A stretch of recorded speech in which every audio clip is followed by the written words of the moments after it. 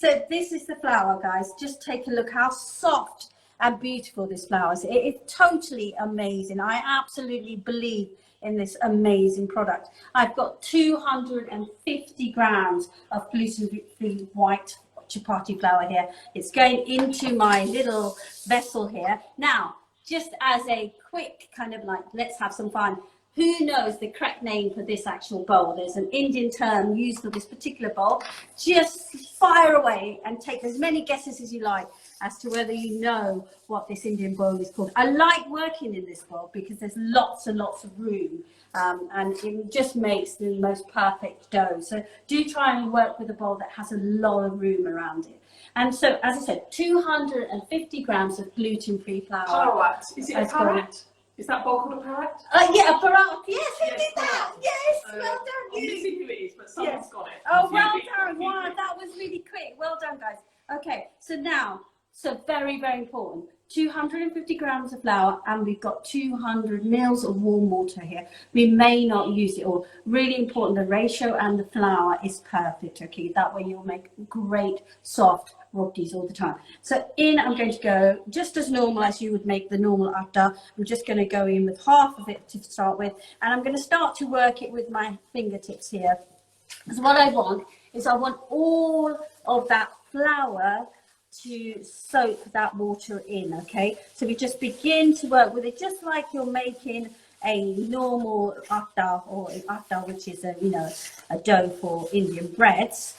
And you just want to work it, and then you want to come in with a little bit more of that water. In it goes, and then completely again just work it with your hands. This is really quick. Unlike wheat flour, you do not have to rest this flour. Now, it will become a little bit sticky. Can you see it's sticky on my hands? But please do not worry about that, because I'm going to show you something in a minute. It's almost like magic. Angela, could you ask on the Eurostar Commodities leaflet, it says cold water. What's the temperature of the water? Right, okay, so let's just clear that up. You can use cold water, absolutely.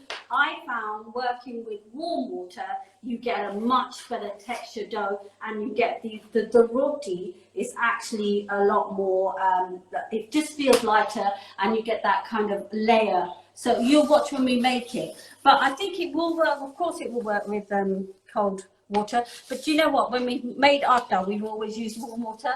So that's the reason why I've used warm. Now we're just bringing this together, like so. Now, take a look at this, guys. You think, oh, that's quite sticky. I mean, how on earth is she going to roll out with that? Well, hey, guys, do not be tempted to add flour. What you do is, you go away, you wash your hands, okay? And in that time you're washing your hands, the rest of the dry flour will soak in the water. And when you come back to it, you'll be able to work with it really, really well. So we're just going to go over here quickly to wash my hands. Angela, can you just repeat the quantities? Someone's just asked how much water and how much flour. Right, so you've got 250 grams of flour, and you've got just under 200 mils of water. I haven't used it all, there's just a drop in there. So go with 200 mils and you might get a tiny bit extra. Look, you see, like that. Now I'm not going to dry my hands, guys. I'm just going to go back in, and look how easy it is to work with that flour. So the mistake people make